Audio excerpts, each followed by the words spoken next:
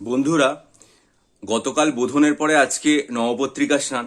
সকলকে দুর্গা সপ্তমীর শুভেচ্ছা। সাধারণত আমরা সবাই এখন মহাষষ্ঠী, মহাসপ্তমী, মহাষ্টমী, মহানবমী বলে থাকি, কিন্তু যেটা বলা হয় সেটা হচ্ছে যে যে দুদিন মহাপ্রসাদের ব্যাপার থাকে অষ্টমী এবং নবমী, সেই দুদিনকেই সাধারণত মহাষ্টমী আর মহানবমী বলে। বাকি দিনগুলোর আগে যোগ করা হয় না, যদিও এতে বিশেষ অসুবিধার কিছু নেই। কিন্তু এইখানে যেটা বলার সেটা হচ্ছে যে আজকে এরকম একটা শুভ দিনে আপনাদেরকে একটা খবর দিতে চাই। সেটা হচ্ছে আপনারা যদি WBCS পত্রিকা 2022-এর গ্রুপ সি এর যে ফাইনাল রেজাল্ট দেখেন পিএসসি প্রকাশিত, তাহলে দেখবেন যে রেজাল্টের মধ্যে এমন একটা জিনিস যুক্ত করা হয়েছে যেটা এর আগে পিএসসি প্রকাশিত কোনো পরীক্ষার ফলাফলে দেখা যায়নি, অন্তত আমার চোখে পড়েনি। কি আমি আপনাদেরকে বলছি সেটা হচ্ছে, দেখবেন যে কাট অফ মার্কস, অর্থাৎ যেটাকে সাধারণত যে ক্যান্ডিডেট লাস্ট নম্বরটা পেয়েছেন কোনো একটা পার্টিকুলার ক্যাটাগরিতে সেটা উল্লেখ করা হয়, সেটা এতদিন পর্যন্ত আনরিজার্ভ ক্যাটাগরি তার নাম্বার, এটা পরিষ্কারভাবে বলে দেওয়া হতো।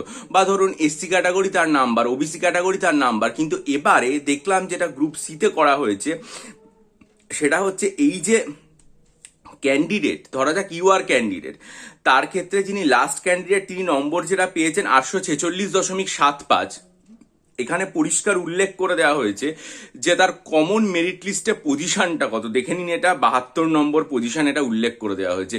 এই যে লাস্ট ক্যান্ডিডেট যিনি 846.75 পেয়ে আনডিজার্ভ ক্যাটাগরিতে সিলেক্টেড হয়েছেন WBCS-এ 2022-এর গ্রুপ সিতে, তার যে মেরিট লিস্টে, কমন মেরিট লিস্টে পজিশনটা উল্লেখ করে দেওয়া হয়েছে 72 নম্বর। এটা কিন্তু আজ পর্যন্ত কখনো পিএসসির কোনো রেজাল্টে আসেনি।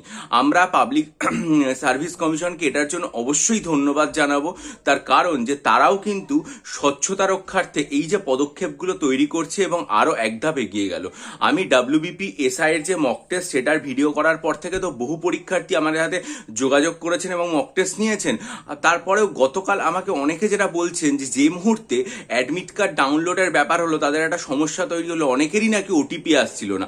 আমার যেটা মনে হয় হয়তো প্রথম ধাপে এরকম সমস্যা হতে পারে, নিশ্চয়ই পরের দিকে সমস্যাটা মিটে গেছে ওটিপি সংক্রান্ত। আপনারা প্রত্যেকে ওয়েবসাইট থেকে অ্যাডমিট ডাউনলোড করে নিন এবং আপনাদের সেন্টার কোথায় পড়েছে সেটা দেখে কিভাবে যেতে হবে সেখানে সেই ব্যবস্থাটা করে নিন ভালো করে, যাতে পরীক্ষার সময় বা পরীক্ষার আগে কোনো অসুবিধা না। আর যদি মনে হয় WBPSI এর মক টেস্ট আমার থেকে নিতে চান, তাহলে অবশ্যই আমার চ্যানেলে দেখবেন যে আমি শনিবার দিন একটা ভিডিও আপলোড করেছি যেখানে আমি 5টা মক টেস্ট তৈরি করা সম্পর্কে বিস্তারিত বলেছি। সেটা দেখে আমার সাথে ইমেলে যোগাযোগ করুন।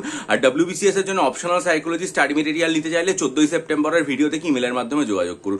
ভালো থাকুন, বিজয়ী হন, সফল হন।